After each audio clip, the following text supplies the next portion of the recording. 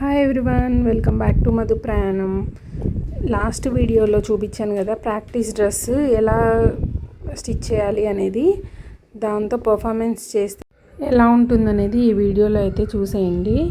మా పాప అప్పటికి 3 months అయింది క్లాస్లో జాయిన్ అయ్యి. ఇంకా స్టెప్స్ అన్నీ కంప్లీట్ అయ్యాయని చెప్పేసి సార్ ఆ రోజు గజ్జ పూజ పెట్టారనమాట, వినాయక చవితి రోజు. ఇంకా గజ్జ పూజ కంప్లీట్ అవ్వగానే పిల్లలు కూడా స్టేజ్ మీద పర్ఫార్మెన్స్ ఇస్తున్నారు. వాళ్ళతో పాటు ఇంకా మా పాపను కూడా వేయిస్తున్నారనమాట. అందుకని తనొక్కదానికి స్పెషల్గా పూలమాల ఉంది అనమాట మెడలో.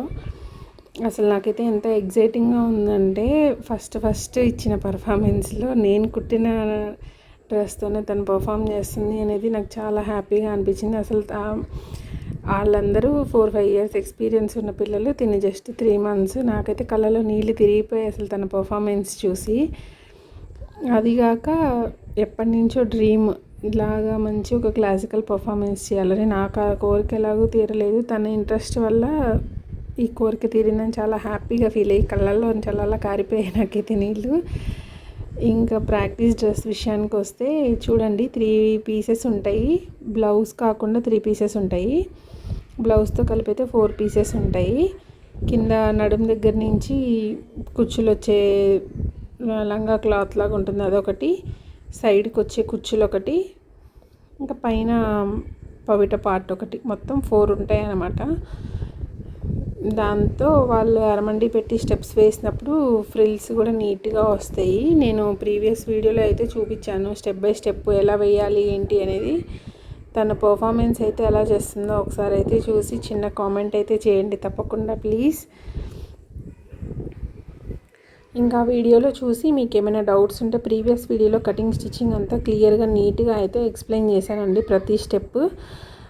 మీకు మెయిన్ డ్రెస్ ఉంటుంది కదా, కూచిపూడి డ్రెస్ కానీ భరతనాట్యం డ్రెస్ కానీ, దాంట్లో వచ్చేసి ఒకే ఒక డిఫరెన్స్ ఏంటంటే ప్యాంటు ఫ్యాన్ ఉంటుంది కదా, అదొక్కటే డిఫరెన్స్ వస్తుంది. మిగతాదంతా ప్రాసెస్ సేమ్ టు సేమ్ ఉంటుంది. దీనికి దానికి పవిట పార్ట్ స్టిచ్ చేయడం కానీ, సైడ్ కుచ్చు పార్ట్ స్టిచ్ చేయడం కానీ, బ్లౌజ్ అన్నీ ఒకటే ఉంటుందన్నమాట.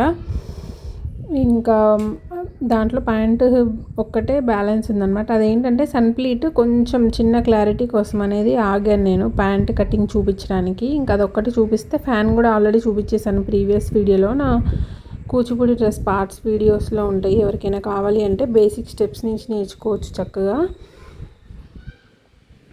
చూడండి, ఈ సమ్మర్లో మీ పిల్లలకైతే మీరే చక్కగా ట్రయల్ వేయండి. పాత చీరలు చాలా ఉంటాయి కదా, బ్యూటిఫుల్గా టర్న్అవుట్ అవుతుంది. ఈజీ అనండి. మన పిల్లలకి మనం కుట్టుకొని వేసుకొని చూసుకుంటే వాళ్ళు పర్ఫార్మెన్స్ చేస్తుంటే ఎంత హ్యాపీగా ఉంటుందో కదా. చిన్న అబ్జర్వేషన్ పెడితే మనకి చిన్న పాయింట్స్ అనేవి ఈజీగా అర్థమవుతాయి. అరమండిలో నేను చెప్పాను కదా మొన్న, తనకి వేసినప్పుడు కింద ప్యాంట్ కనిపించాలి అని ప్రతి వాళ్ళకి మోకాళ్ళకి కిందకి నీ లెంత్ వరకే ఉండాలన్నమాట. మనము ఇది డ్రెస్ లాగా కుడుతున్నా కానీ లేకపోతే ప్యాంట్ లాగా కుడుతున్నా కానీ అప్పుడు వాళ్ళు స్టెప్స్ వేసినప్పుడు నీట్గా కనిపిస్తుంది. నేను ఫస్ట్ టైం స్టిచ్ చేశానని చెప్పాను కదా, అందుకని కొంచెం పొడవు పెట్టాను. దానివల్ల తనకి కిందకు ఉంది, మిగతా పిల్లలందరికీ లెగ్గిన్ కనిపిస్తుంది. మీరు అబ్జర్వ్ చేస్తే చూడండి.